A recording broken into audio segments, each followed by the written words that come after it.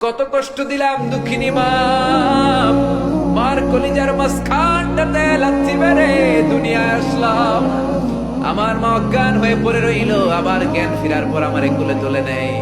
সবাই বলল 10 মাসের কষ্ট এত তাড়াতাড়ি ভুললি কেমনে?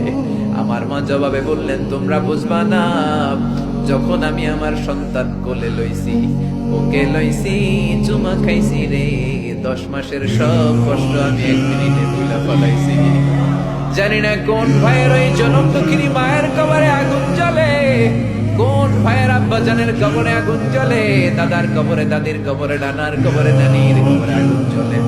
আব্বা আম্মার কবরে তুমি আযাবে দিও না, দাদা দাদির কবরে তুমি আযাবে দিও না, নানা নানির কবরে তুমি আযাবে দিও